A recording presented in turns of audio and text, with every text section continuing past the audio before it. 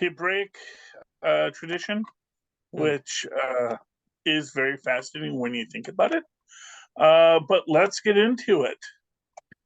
Yes, indeed. Avast me hearties, and welcome once again to Full Stream Ahead. I be your Captain Charlie, the Professor Esser, and with me as always is me first mate and skinny rich friend. It's Mozz. Welcome, Mozz, and welcome to Chapter 24, The Return, Season 3, Episode 8 of The Mandalorian. In a world of capes and lunatics, gods and monsters, there are those who fight to reclaim their home. They are the Mandalorians. The Mandalorian and his allies confront their enemies. Our director this week is Rick Famuyiwa.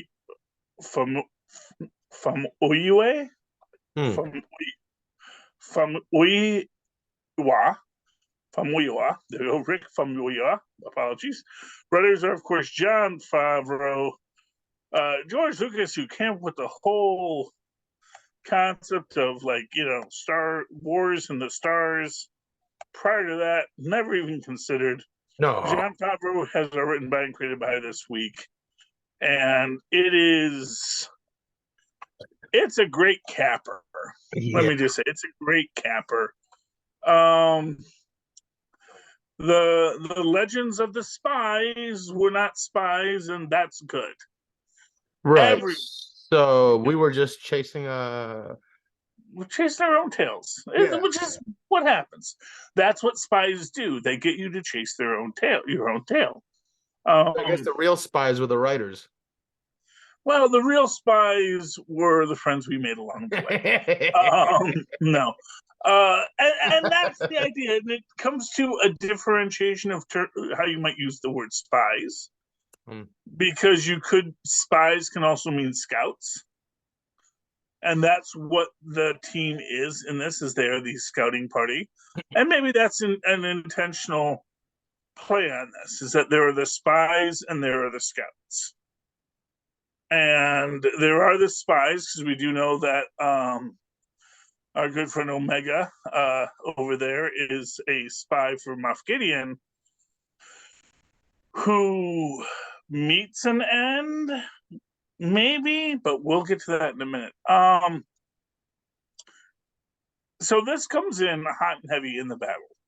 We do see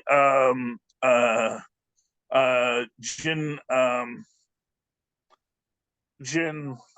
Oh, I'm forgetting his last name. Din Djarin, being led down the hall by some who are clearly just rank and file troopers in the Mandalorian armor.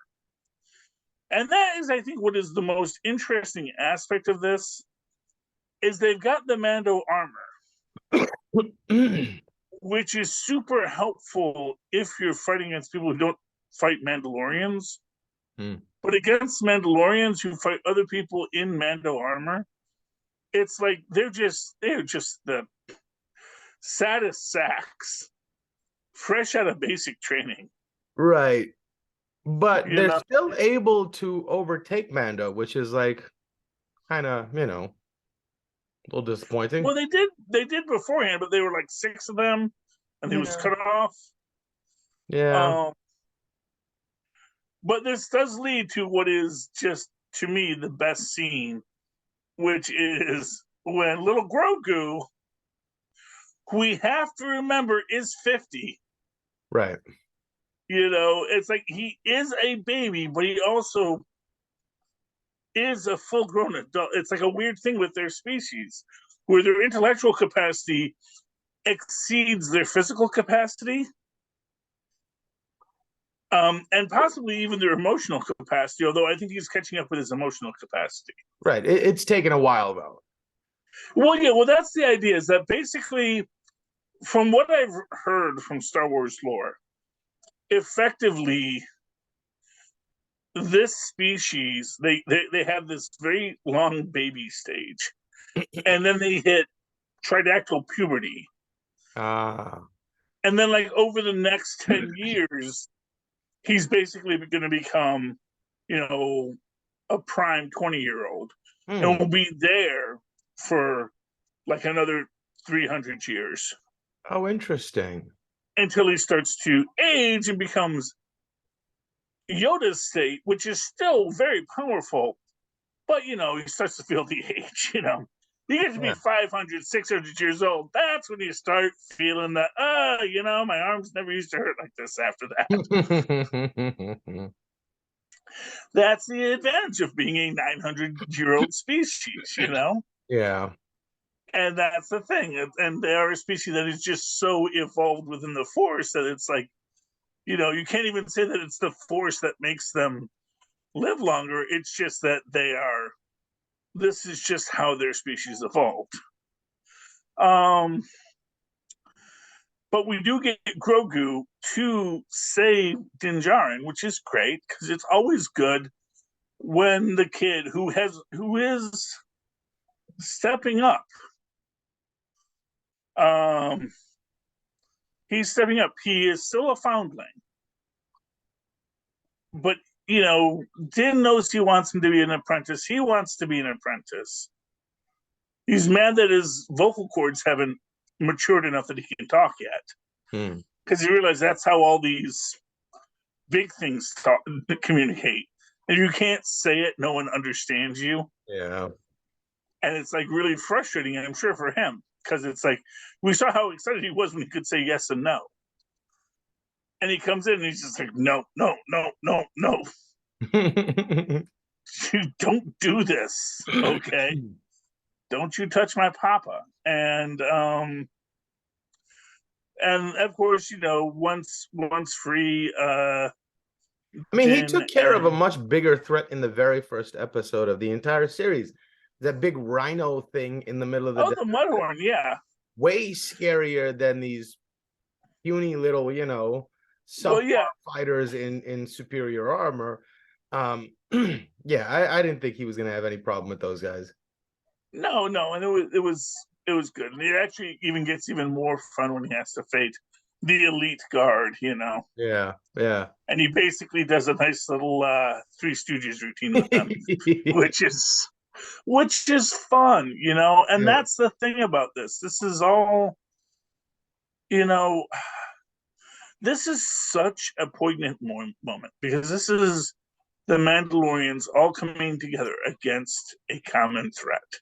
And that is so much of what this is about. It's about the Mandalorians dealing with the fact that as Bo-Katan, who has come through her cycles and has come to understand the failures of her old philosophy, says no other culture could ever defeat Mandalore. We were only defeated by our own internal divisions, which is why we need the way and we need an acceptance within the way so that we can all work together to build a world. And we see in this episode, I believe, this is where we see the Mandalorian farms. Oh yeah, the underground farms, yeah. Yeah, and I think that is such a beautiful thing. How the Mandalorians who stayed, that last ragtag group, who are trying their dangest to stay, says no, the plants came back. Like, you can carpet bomb this whole place, but all the plants are here, all the animals are here, all the life of Mandalore remains. And small pockets. And small pockets for now. But it is this idea that we can grow these things and we can survive, we can sustain ourselves. That, yes, it's a hard life, it's a rough life. It's like, sort of when Kirk sends Khan to Alpha Ceti 5, I believe. And and he, it's a difficult world. It's a harsh world like Australia, but for superior men like yourselves, should have no trouble taming it. Now, of course, unfortunately for Khan, it was actually a lot harder than it looked. But for the Mandalorians, because this actually was a living world before they got there, there was actually a lot of life left, and clearly there's a lot of life and the Force within this planet. That the energies within this planet, the energies within these Force, this Force entity planet still lives, which is one of these interesting things that it's going to be interesting to see how they play out the stories of these characters, because we've already seen the pre-Mandalorian Mandalorians, the beings who lived here before the Mandalorians got here, and it'll be interesting to see. Well, who knows? Well, we'll see what happens, Tristan. We'll see how it all plays out as time goes on. But in the moment for myself, it's very exciting to see how they're regrouping and reforming themselves. And of course, that leads very directly into, I think, the battles that everyone decides to go into. Yeah. And goes shooting up into the sky, and we're like, okay, there's the saboteur. But no, he was honest in his intentions. Hey, Bo-Katan needs your help. Trouble's coming your way. Let's make this a decoy situation. Yeah, and Axe Reeves shows himself to be a true hero, which I love in that. Yeah. I love in that here's this guy who clearly every reason to be a turncoat and a villain. But at the end of the day, he's like, no, there's some things more important than that, which is, I think, a typical tale that is told. One of the things about a lot of, so here's to give another level, to go back to other levels that we've dealt with before, there is always that idea that when you are an oppressed people, the only way to survive is often through criminal endeavors. You have to be a mobster, much like Boba Fett, much like, whoever.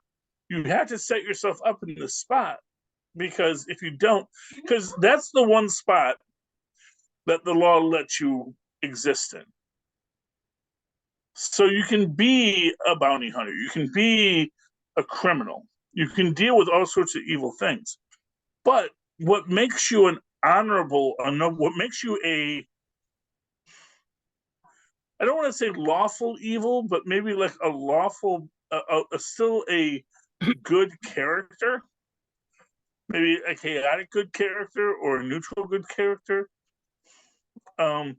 is the fact that that law, that rule that you live by still holds true to you.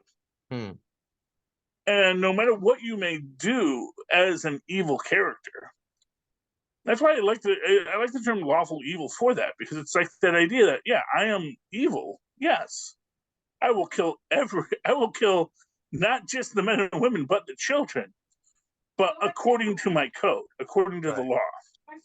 Honor is different than morality. Exactly. And so for him, yeah, he is probably the most evil guy in the town, but it's like the rule of acquisitions with the Ferengi. It's like, a contract is a contract among Ferengi. Among Ferengi, we obey our laws. We obey that. The people that aren't us, well, they're lucky that they get to participate in the transaction. Right. As they say, a fool and his money, lucky to get together in the first place. So that you've got this stuff and you want to trade, we're going to work with you.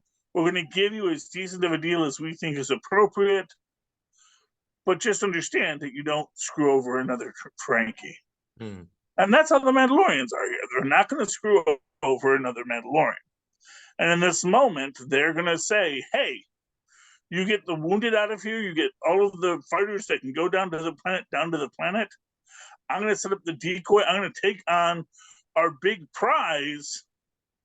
And again, this is a wonderful thing about playing on the psychology of the Empire. the Empire wouldn't think you'd give up your Star Cruiser, Right. to let everyone else get away. They're thinking, no, that's the prize. That's what it keeps. But to them, it's like, that's just another ship. Honestly, it's awkward it's very awkward to park, Yeah. It's like, and that's the thing, is that Mandalorians don't conquer worlds at this time. But it's nice to drive in on your big Cadillac and make a show. Right. But at the end of the day, it's just a Cadillac to them. Right. It's not mansion. exactly. It's not something that makes them powerful. What makes them powerful is each individual Mandalorian fighting as a unit. Yeah, and what they have now is a seat at the table. Once they have somewhere to belong to, if they have a home, they can have a representative, so to speak. Yeah. Which is what Jack Black was sort of talking to them about. Hey, man, you guys are about to get a planet. I can help you get a seat at the table. Exactly, because that's how you do. And between Navarro and Paz, you got these two planets. They're like, hey, man, these nice Mandalorians, these guys deserve to have their own planet. Let's make sure they deserve to have their planet back. They deserve to have their planet back. Yeah. And that's the thing. And this is, but of course, this goes into what, what's his name? Giancarlo Esposito, Moff Gideon says, about how the riches of Mandalore plundered by the Empire will make him the most important bigwig in town. And now there's a lot of talk, I just got to say this, about the fact that Giancarlo Esposito shaved his mustache for this role. And we see that all the clones don't have a mustache. And so there are those that think that the Giancarlo Esposito we see fall is in fact a clone. I don't think that. Because I think that Giancarlo Esposito thought he was Giancarlo Esposito, was fighting as Giancarlo Esposito, died as Giancarlo Esposito, expressly because I don't think because he clearly didn't have the Force yet. And this would that the clones that makes sense. Were going to be Force sensitive, and we see this when Grogu sees the clones, and one clone opens his eyes before Din Djarin, pushes the "let's kill all the clones" button, which actually, and that's one of those things that like this actually is a super smart keep a kill all the clones button available when you're making clones, because at some point you go, oh, you know what, this is looking bad for some reason. I don't like where this is going. Let's kill all the clones. Yeah. But because one opened their eyes first, because they felt Grogu's presence, makes me think that clone survived. So I don't think we've seen the last of Giancarlo Esposito. I just think the next Giancarlo Esposito will be the clone taking Moff Gideon's place. If one of them did survive. And this one, yes, and this one having Force powers. This one being a threat on a Jedi Sith level. Well, that's what he wanted, but he wanted them to be controlled by him. But now the clone is in charge. So that's the interesting aspect of it. Is if now that one clone comes back in charge. And what would be very interesting is if that one clone finds discarded Mandalorian armor and then joins the what do they call that? The cohort. Because if he can't take off his helmet, you don't know who that is. And now, within the entire concept, there is one more Mandalorian who has come and said, I know the way, and this is the way. Right. And now there'll be two Mandalorians that are force sensitive because Bo-Katan clearly can pull objects to her. Can she? Well, in that scene where she rescued Din Djarin from the little robot in the caves, she was pinned down and she was and the dark saber came to her and she was able. Oh, was that her or was that Grogu? Oh, interesting. No, Because Grogu we see, wasn't there with her, was he? He was up in the ship at the time, wasn't he? I'm Or not was he there sure. with her? Because we do see, and that's actually one of the most interesting things. We see Grogu really using his force powers in this, both to avoid capture, to move things out of the way, and then of course the big moment at the end when, as everything is collapsing, he parts the sea of fire like Moses parting the Red Sea. I am Grogu. I I am am Grogu. like Groot at the end of Guardians.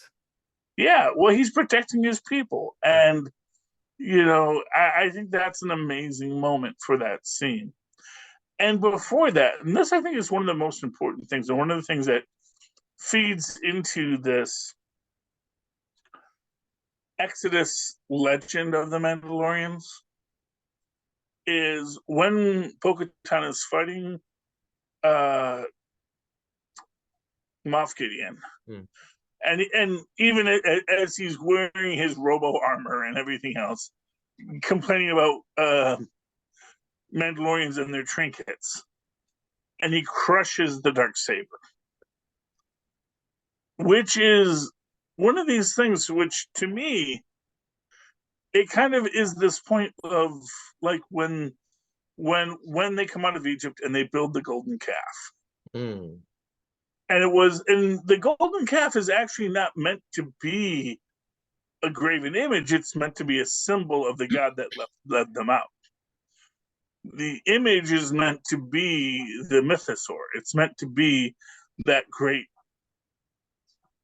image, but eventually the graven image becomes the idol to behold. And it's not about the spirit of the way that the Mandalore that Paz Vizsla had set through his Jedi Mandalorian symbiosis, but it becomes simply the mark of sovereignty. And that, devoid of the way, is simply a golden calf. It is simply a trinket that the other Mandalorians follow. But once it is destroyed, then it loses its power because it was a trinket. Right. And now we follow the power of the way and the path of the Mandalorians. It also was So an interesting point because like it gave Moff Gideon a false sense of security when he destroyed it. And that overestimation of his position is what they were able to leverage. Well, and that is absolutely true, because that, I think, is always the point with this, with all of the Empire, with all of these. It's always about their overestimation of their power and security. They're never coming into this stuff thinking, "Oh, I have to," which is, interestingly enough, the entire plot of Grand Admiral Thrawn. That in the stories, he is this guy who is very much about, no, I never overestimate my enemy.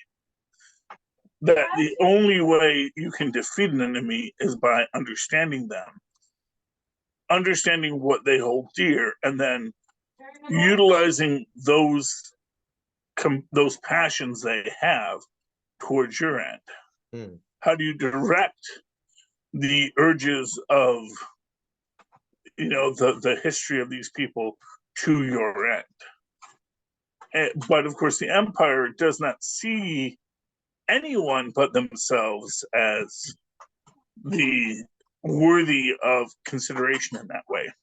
Everyone else is a foolish savage, simply there for exploitation. And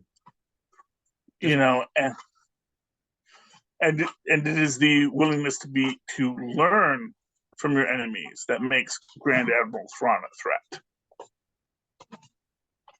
And of course, why he's actually a super sympathetic villain. It's why he's such a popular villain, because he can kill everybody. He's more than happy to do that. But he doesn't do it out of a foolish sense of killing people. He just wants to understand how to direct the goals of his empire, his group. Right. It's an interesting thing with Thrawn, and I have never read the books. I will say this: so all of this is secondhand from other scholars who have done the work and have given me their information. So it's that, and to what I'll say, that is the joy of our modern world, that you can get all of this excess nerdery that you did not do the reading of, but that others have done it, and others have done the deep exploration of. Yeah, the and are more newbie's than gotten happy very to. good at writing cliff notes. Yes, well, but to be fair, that's all you need. Yeah. I mean, that's the thing. This was a point I made about canon recently. Because, there's always this discussion. Oh, is this canon? Is that canon? What exactly happened? How did it occur? And this is something that has gone on in comic books since I was a wee lad. And the thing about canonicity is the term comes, of course, from canon law in the Roman Catholic Church, where they say what is a canonical book, what is a canonical teaching, and what is not.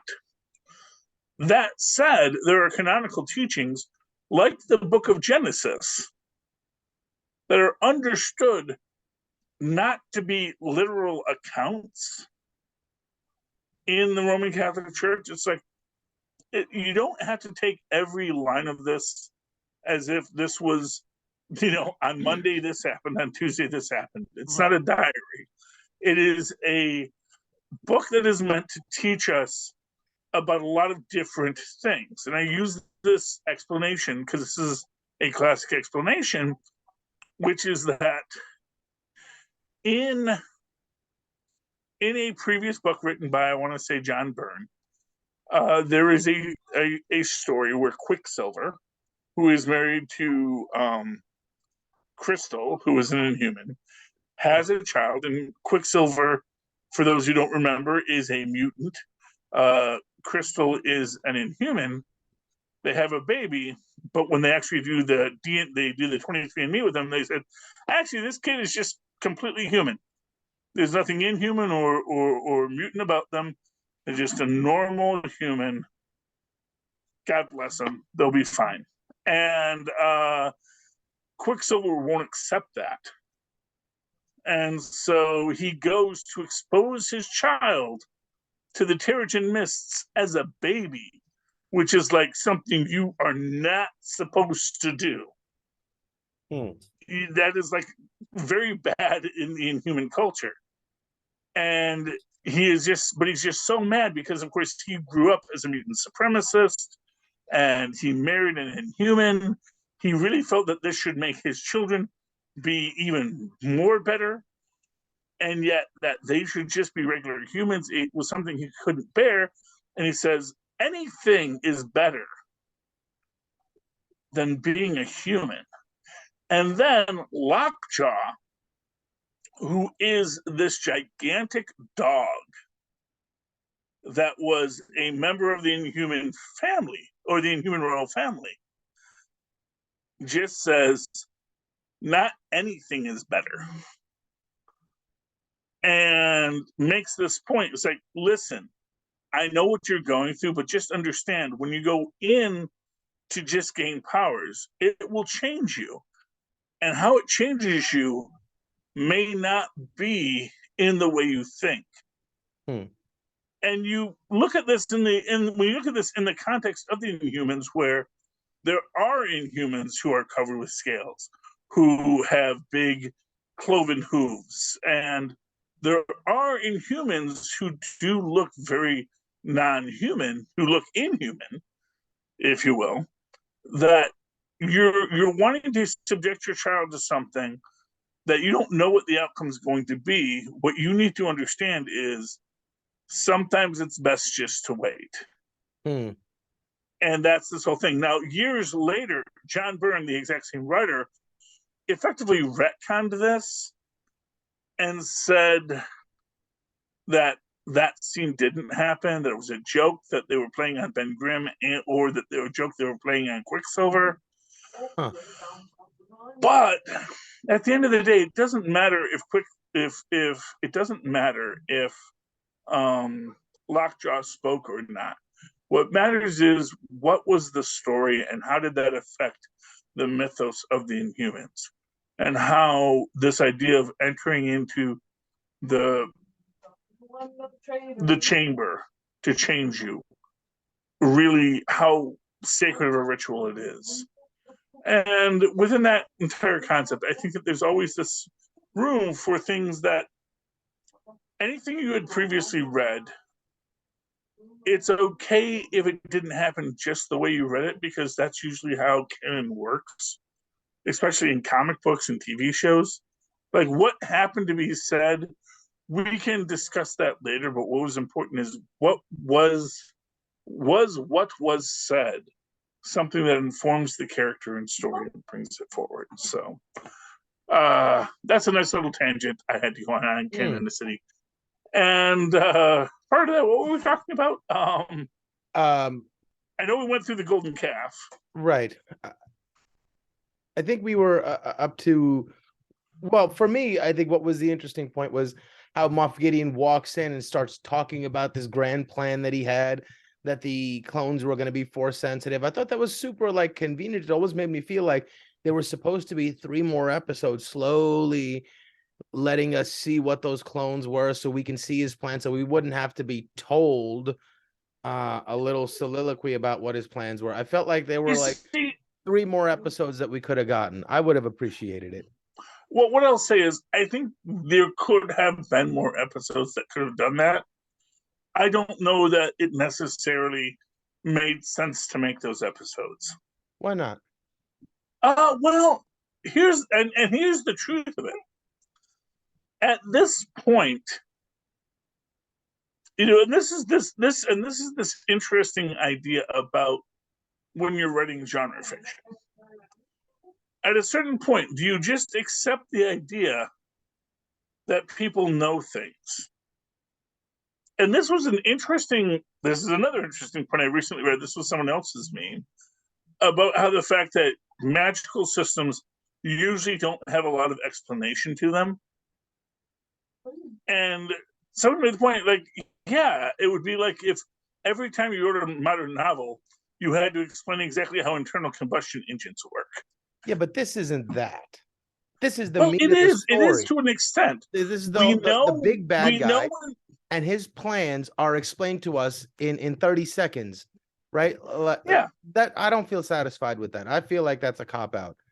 Well, true. And I'll say that's true. But, and I guess this is what I will say about it. Let us say we had another episode where we saw some of the clones in training, and we saw them using their force. And that's an interesting idea, but immediately opens up this possibility of, because again, clones are their own beings and may then decide to do something completely different. And now you've got this open-ended possibility that when you kill the clones, first off, you're killing the Bad Batch. So that's going to have some bad effects on people, because you can't deal with awake clones the same way you can with sleeping clones. I'm not saying we needed to see awake clones, but they needed to piecemeal feed us what his plans were. I didn't need to be told what you could have taken the entire season to build up in 30 seconds. Well, no, because we already knew all of this was all established. This was all established in the earlier seasons about how they were eating the M count clones. And we shouldn't need a monologue like that. Everything should be understood, what the consequences are and what the stakes are. Well, yeah. I'm going to come in like, here's what was at stake, just in case, let's just throw Well, your way. and to be fair, what I will say is, I don't think he needed the monologue for a lot of the fans that have been in it for a while, because even people in the last episode were talking about how, oh, when he says, what the thing that is inside this is me. And people were saying, oh, and it will be force sensitive clones. Now, of course, there were people who thought that Moff Gideon might be force sensitive as well at that time. So exactly, but because we knew he had been working with force sensitive clones, it makes sense to a certain extent that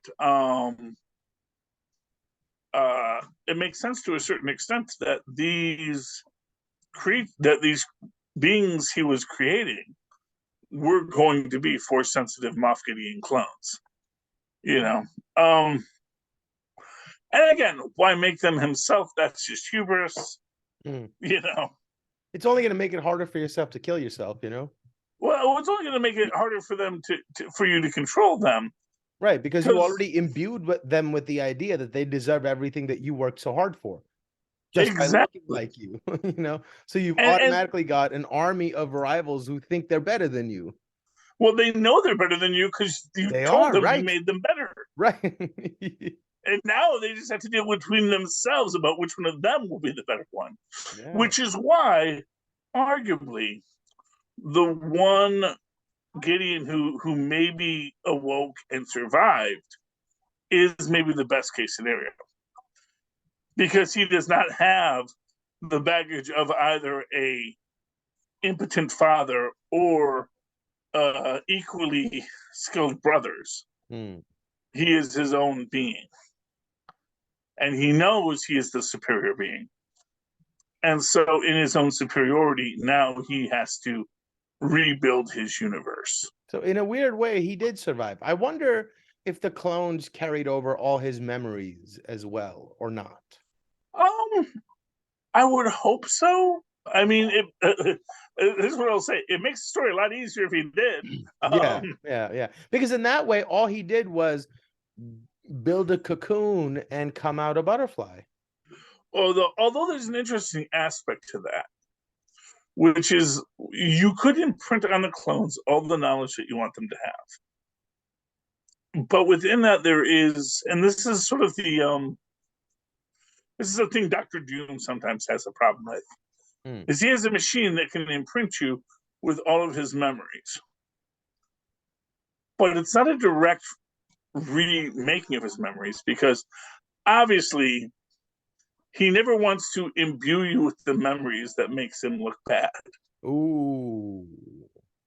So it's going to be memories that he received that maybe don't make him look as poncy as maybe he is, you know?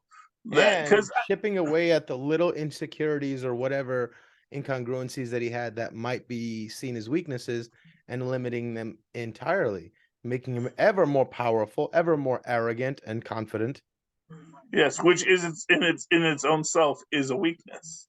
Ooh, yeah. You see, that's the thing. It's like it's the cracks that heal that make us strong, not the perfect, line. Yeah, but what if you use the first body to develop all those things, and then once you've learned all those lessons, you're like, okay, brand new body without all the scars on my emotional body or my physical one, carrying over those lessons without the baggage. Theory. It's a great idea. It's just a question of whether Moff Gideon was able to do it. And it's one of those kind of things where, like, Dr. Pershing, I would say Dr. Pershing, yeah, no, I can do that.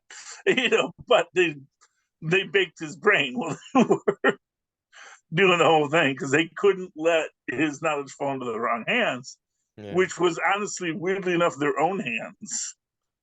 Because he baked Dr. Pershing expressly to keep him from going to Hux's dad's side, because Hux was the cloner. It's like, Yeah, you took that Persian guy. He was really important. What's going on with him? It's like, he's a lost asset. So if we ever do get a Mandalorian 4 or we get the Mandalorian movie, it's all going to be super interesting. Because even though they closed a loop on this, I do think they opened up so much more, because this, and again, it's that reality that this is in between.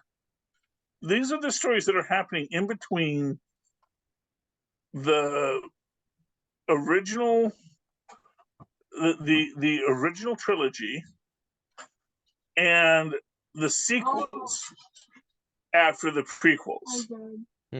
So this is filling in that gap. And within that gap, how things evolve have to still line up with the sequel trilogy, but then also are available for the next trilogy, which is the Rey Skywalker trilogy. That is now, well, that was in production, but now maybe is on hold because of the writer's strike. Give the writers more money. That's all I'm going to say. Absolutely. The biggest problem with the writer's strike is just that everybody's worried about job security, and everybody knows that. And that's the thing. It's like basically what has happened with the writer's strike is that companies realize, oh, okay, this is the least we can pay writers. But if we put writers in these situations, we can pay them X amount of money, have them develop X amount of content, and we can actually move forward. As a result of this, you had people creating series that then get canceled, and just the entire boom of everything that we've seen in Netflix and the like. Yeah. And people might have worked in a writer's room, but then weren't made producers after the fact because someone else was sort of in charge of the writers' islands, is what they're calling them. Basically, it's a sweatshop for writers. It's what they called Termite Alley back in the old animation days. So it's an interesting time to be having this conversation, considering the giant leaps that AI is making. I mean, yeah, but is it though? I mean, I don't know. Well, that's the thing.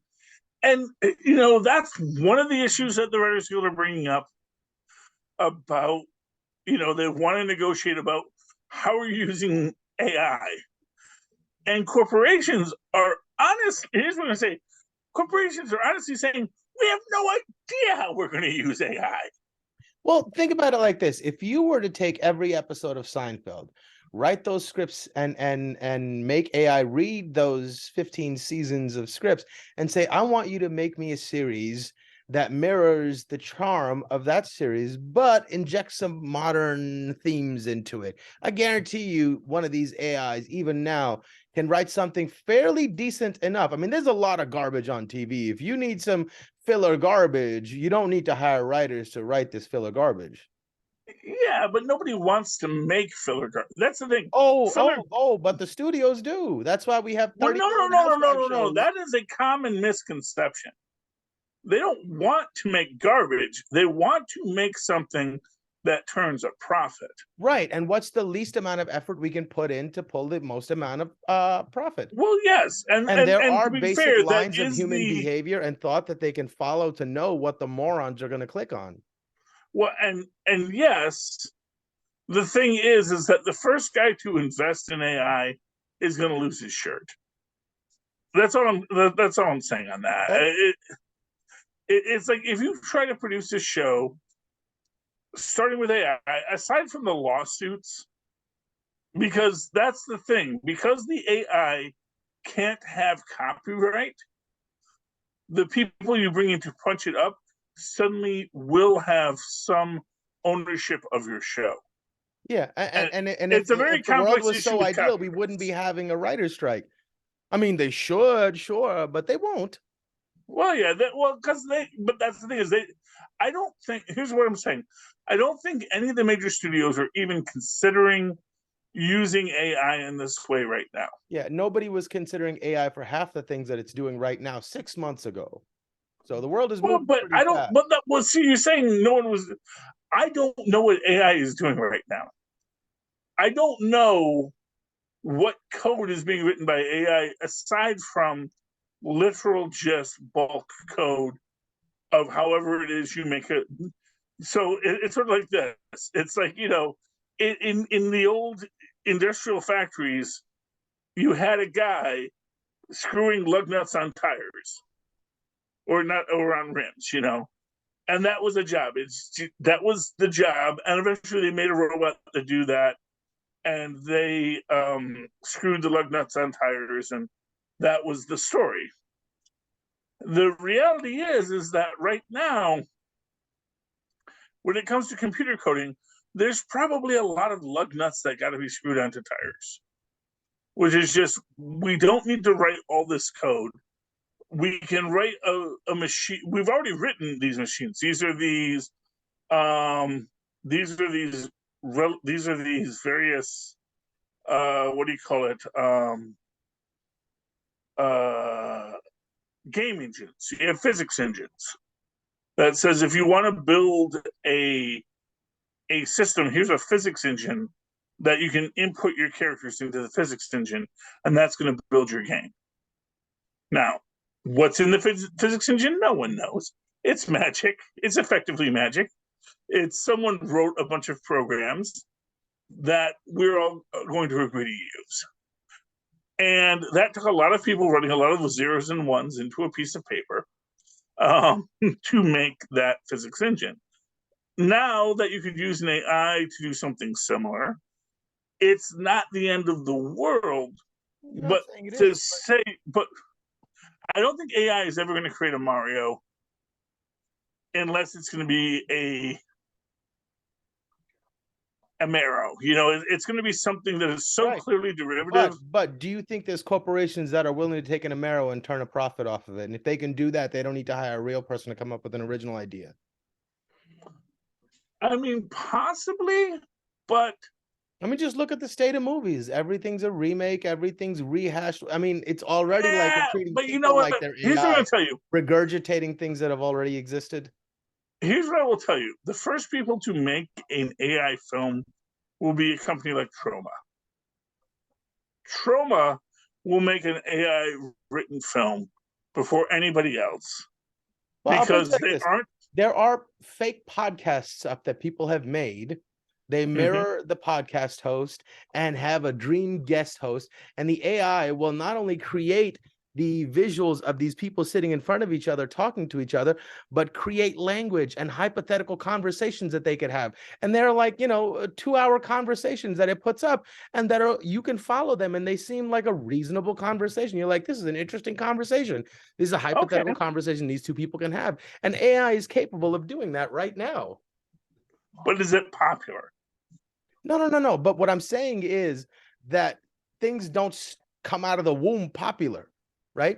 But the basics are here now, and enough corporations, enough money, and enough smart people behind it can change the landscape, and will probably very drastically. So I find it an interesting juxtaposition, having this conversation, the rights of writers, at a time when an alternative is rearing its ugly head. And what it comes down to is what I like to call business lag.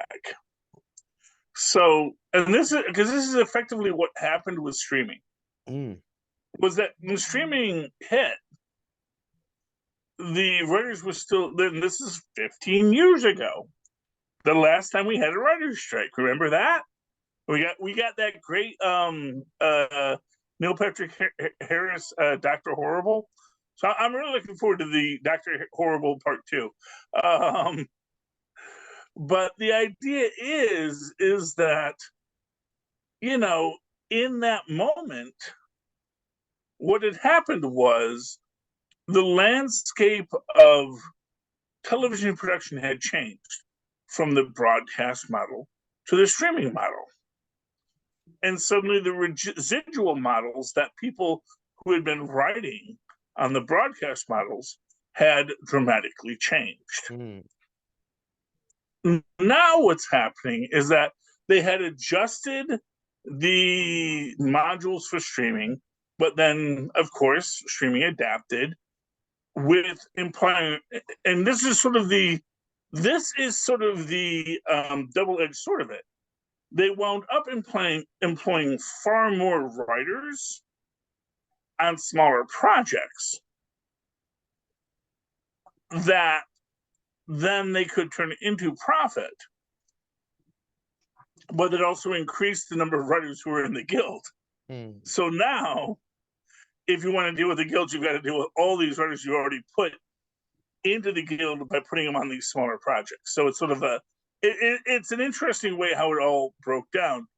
But effectively, what you had was you had a previous system that had a smaller group of writers who had a middle-class lifestyle writing for this broadcast model that suddenly now had to adapt to the streaming model. But in order to have the streaming model work, you need a lot more writers. But because not everything in streaming is going to be a hit, you have to just basically throw everything at the wall. But now we have a lot more writers who are in that situation, who now are demanding more money because obviously, what once was a middle-class lifestyle is now less so because there's just so much content out there. Right. And even it is not as profitable as everyone wants it to be. And it that's seems to me like once you get to sweatshop conditions, the next step is automation.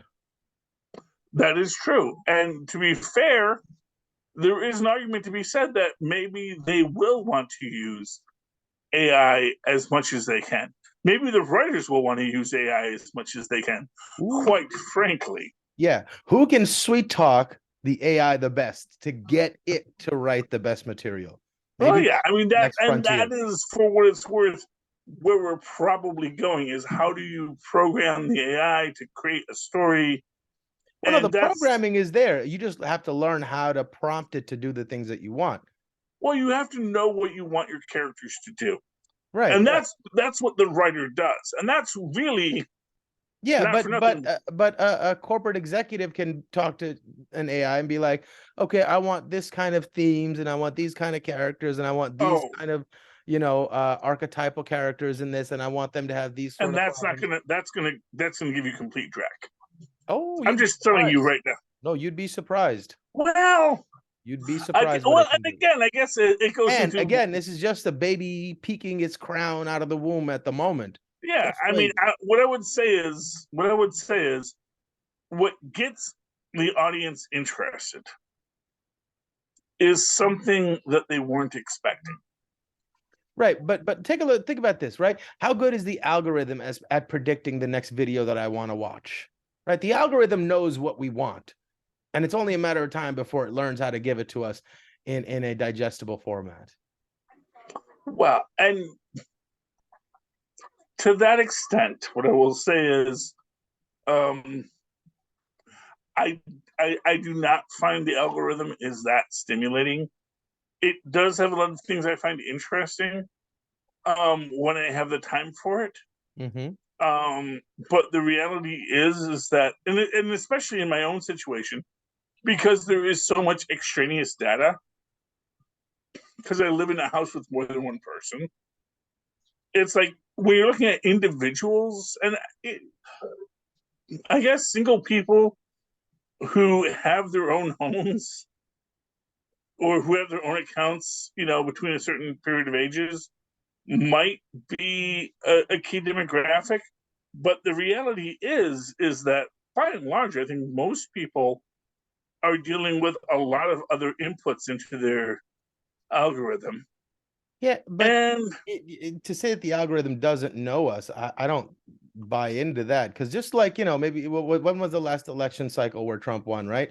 Cambridge Analytica, somebody with nefarious intent and a modicum of smarts was able to take the information given to us by the algorithm and was able to move masses and create tremendous upheaval in the political system. And that was 10 years ago or however long it was, right? With the power at the fingertips of some of these people, it can be very, very specifically used, very impressively, I think. Very I believe that's the nightmare scenario. And no, that's sort of I agree with you, but I think that's where we're going. yeah. I mean, it's an entire. Here's what I'll say. It's entirely a possibility that that's where we're going. I have a. What I will always say is I have a hard time understanding how the human mind works. I have a hard time understanding what people like. I know what I like, and I'm sure you know, not for nothing, a machine could tell me exactly what I would like based on what I like, but the things I like aren't necessarily things I want to eat every day. So Right. I No, love but you're tacos and I bringing it love to an ice cream. individual position. Think about it from a global perspective, right? If you had the foresight of the choices that all the people that have ever been online have made, and you can understand those choices and what motivates those choices and what triggers you can pull to make people make those choices, you have an understanding of that, not just from your own experience, but from the experience of everybody that's on the internet, the immense calculative statistical powers that you would have to be able to drive our baser drives is truly, truly terrifying. But what I will say to that is that down that road lay the Choco Taco.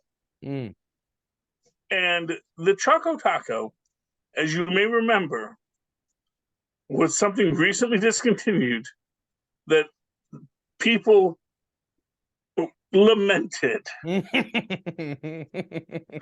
And to that extent, Coca-Cola, the original formula, was something discontinued that people lamented.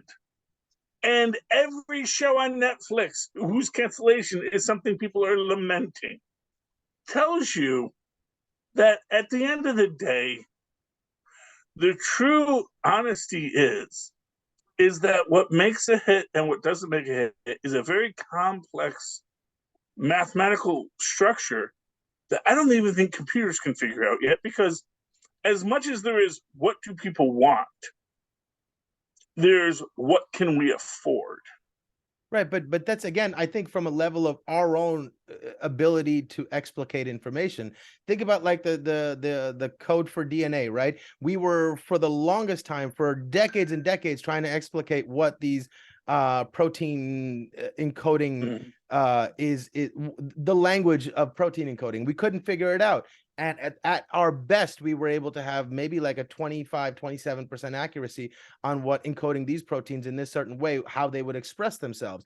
But you feed it into an AI, and within like 2 weeks, it was able to have like a 93% accuracy of learning the language of how these proteins are encoded. So it can do things that are limitations for us, but it's not for it. Well, except that it had the fact that the knowledge already existed. So yeah, but working backwards, it's parsing through it is the thing, and the immense amount of data that exists about us is out there. But what We don't have the capacity to see those patterns, but it does. Let me tell you. Let me say this, because I'm going to actually agree with you but disagree with you at the same time. The Writers Guild are the ones worrying about AI. Who needs to worry about AI are the ones who are already being exploited by it, which is what we all are. Well, we're being exploited in the fact that we're being told to spend money. Mozz, we're going to spend money anyway. Right. I don't know about you, but I spend money as soon as I have it. It's a dirty, filthy thing. Get it out of here. Give me goods and services. Thank you. At least this is a momentary enjoyment for me. Right. Stacks of paper in my wallet. Oh, what are those for? Unless I'm paying a stripper, those are completely useless. But no, the person who is most likely to hit a wall with AI are CGI programmers, because these are the people who literally could be replaced by AI. And so here's my big prediction on this. if the Writers Guild of America is smart, I'm not saying they are, but before this all ends, they are going to get all of the code writers of America to join their organization and make code writing the same as letter writing. And suddenly they'll have a lot more clout, because right now code writers don't have a union. And the truth is what the Writers Guild of America is fighting for is far less about the writers right now and the code writers in the future, who are going to be put in a situation where their code they wrote for the AI is not going to return them their Right, but it's not just the code, it's also the infrastructure. Like these supercomputers that they build to be able to run these calculations cost billions of dollars.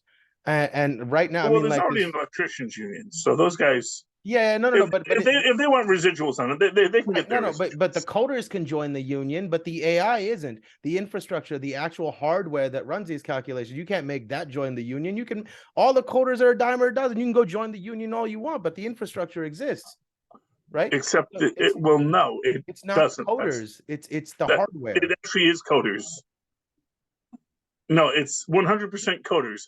Without the hardware, like an individual person can say, yeah, I can write all the code I want. But if you don't have the billions of dollars to build the machine to be able to leverage that coding or that knowledge, then you're, just a peasant.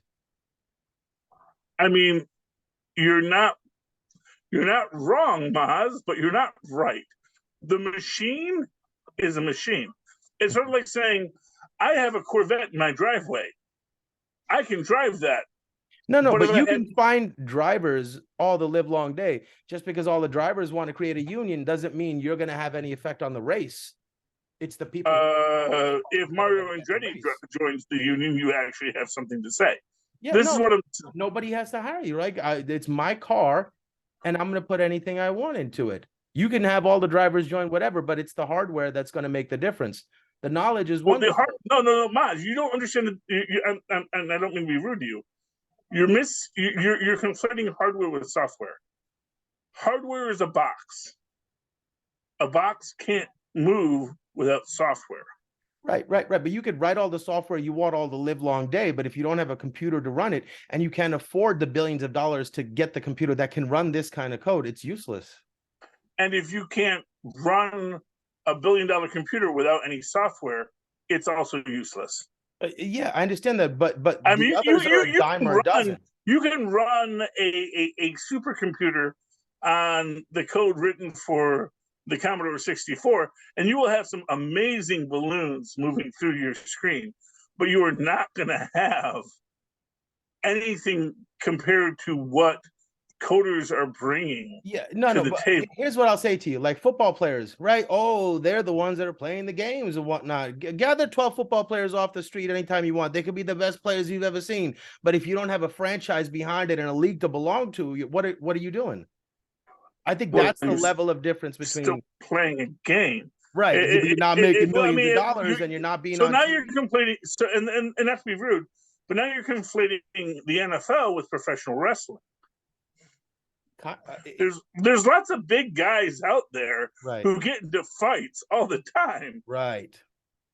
And yes, it is helpful when they can make money off of that if they're on a stage.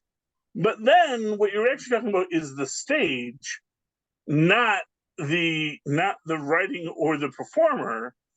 You're actually talking about putting it on a stage.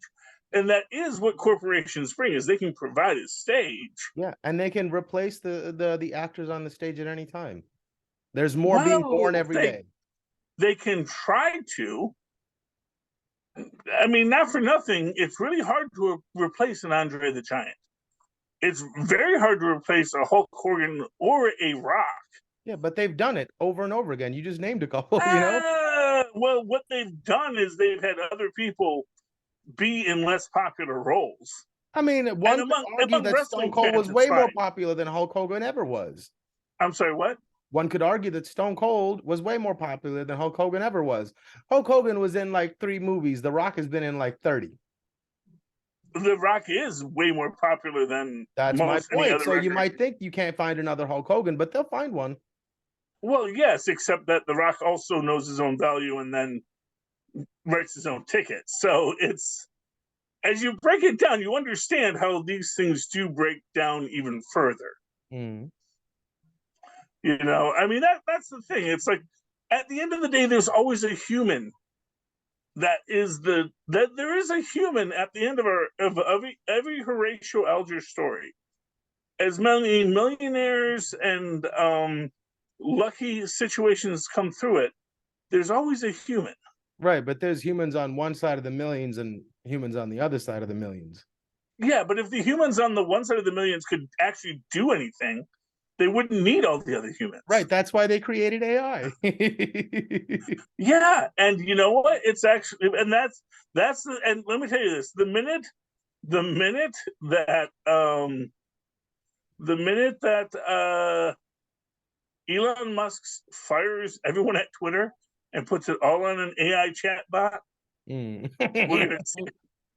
Then And all honestly, these we're cranky getting people close. can be happy being cranky at bots, and they could leave the world alone. We're getting close to it, and it'll be interesting. And I will not put it past Elon Musk to make that brilliant of a millionaire decision.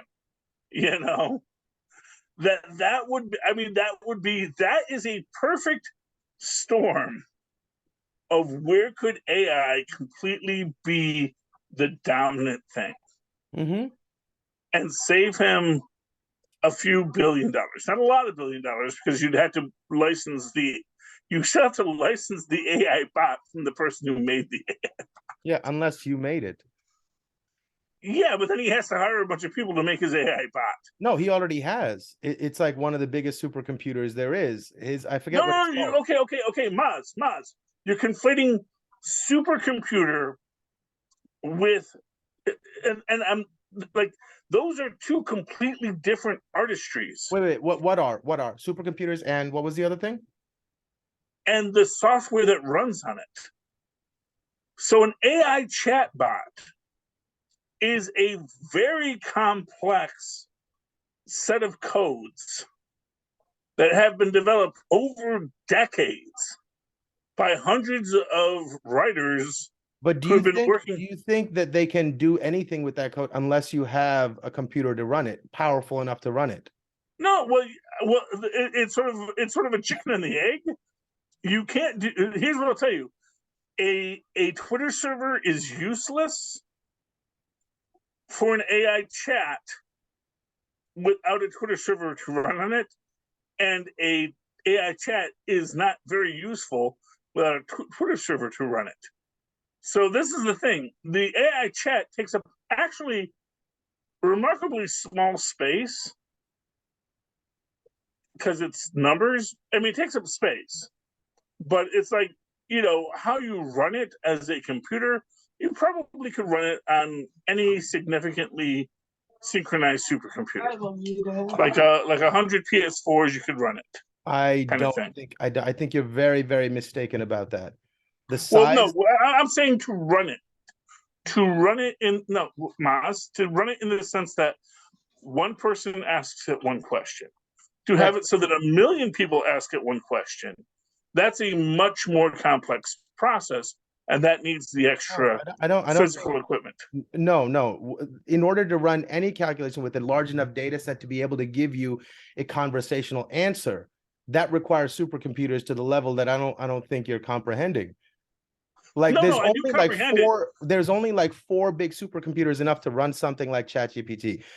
Google has one, Elon has one, China has one, and I think one other big government has one. There's only like a couple that are big enough to do this. We're now getting to the point where all the hypothetical ideas and codes that have been written for decades can finally be leveraged, right? So on one side of the equation, you have a corporation that has the capacity to leverage the decades of research, and then you have people that are just running on hypothetical ideas of what it could be. Okay, but within that structure, you still have the two groups. You have the workers who create the product and those who control the means of production. And in that dynamic, at the end of the day, the means of production are really useless without the people who build the product. Yeah, I mean, it's And an that's it. idealized fantasy. You know, I can understand that that's the way the world should be, but the people that are in control can find very, very clever ways to make people do things. Yes, they give them money. I mean, we know how It's more capitalism than works. money. It's about controlling the cultural narrative and getting people's baser emotions poked at, and then getting en masse people to act a certain way. You can direct a lot of behavior with mechanisms like that. I mean, I don't disagree with you, but I also don't Agree with you? I just don't think we as the people using the system don't have as much power as we would like to have. It's a nice idea to think that without us none of it would run and we can strike and whatnot, but Oh no, I think no, the Mozz, little power we you're have is mistaking eroding daily. you're mistaking the people who use with the people who build. Like I have a lovely glass here filled with a drink. I cannot make this drink. I rely on people who make this drink. Union workers. I checked. They make the drink. I drink the drink. It makes me happy, and that is the system. And there's a fair exchange of my money for what I do for my job for what they do for their job. And yes, there's someone who bought all the machines who's making more money than all of us. But so long as we all have a living wage and a nice middle class life, no one's complaining. Right. And I think we're about to start complaining a lot. Well, that's the thing. And the thing is that when we start complaining a lot, the robots don't work. That's the thing. That's what I think. I think what you're missing is the idea that the robots don't have a motivation. We can give one to them now. Nah, not really. We think we can. I mean, honestly, Mozz, there's nobody know until it happens. Yeah. But I'm still a believer in the classic lore of Rossum's Universal Robotics, which says that the robots, when they killed all the humans, realized, oh, we lack the creative spark to actually make more robots, and now we're doomed. And that is the truth of it. Is I think that at the end of the day, maybe Elon Musk will figure out a way to run things by pure chatbot, but I think that without workers willing to build and maintain the chatbots, it will all fall apart. And, and maybe that's how humanity dies, or maybe that's how we wind up living. Because society falls, everything goes to cash for a while, and the earth heals itself. Yeah. Which might not be bad. Right. In the end, we'll find our way, but it's going to be a tough road to get there. It could be unwieldy demons that we have unearthed, and we have to come to terms with them before we can move forward. And speaking of which, let's get back to the Mandalorian, because this ties in expressly into the final few scenes, where we do see Grogu finally being officially adopted by Din Djarin and becoming Din Grogu. I love how religion has loopholes. It's so cute. Yeah, but you know what? And it's what I always said. This is what everyone knew he was Grogu's dad. Yeah. Except for Din. It's like, I guess I'm his dad. Okay, I can work with that. And now he is his dad, and they go to retire. Well, not retire, but start their own thing. We get IG-12 in. IG-12 is our new marshal, voiced by Taika Waititi, who I'm sure recorded all of. Is that right? Yeah, it's Taika Waititi. Oh. And and I'm sure he recorded all of his lines. Hey, Taika Waititi still wants jobs with Disney. So I mean, hey, as long as I don't know it's him, I think I'm fine with it. It's when Taika Waititi's front and center that I'm like, whoa, pull it back a little bit, dude. Yes, so he's going to be there, and it's going to be much like the yes, yes, no, no buttons, where it's a bunch of words coming out in a droid speak, which is AI that they've had for years. Thank you, Majel Barrett.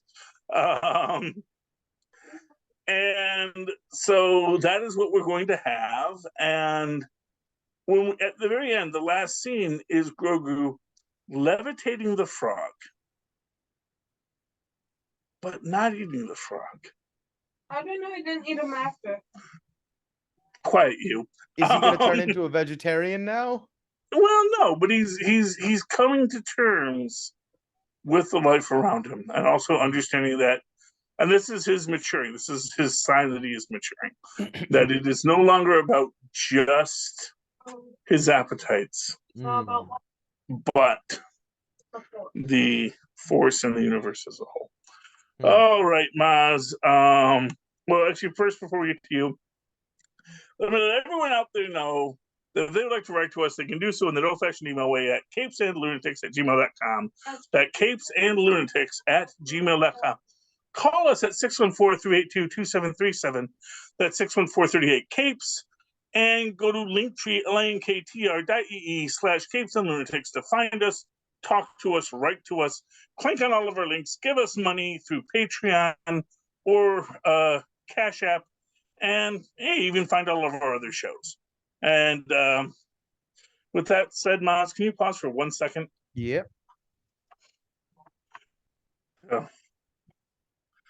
And of course, Mozz, if they'd ever like to reach out to you and talk to you about what you'd like to talk about, how can they do so?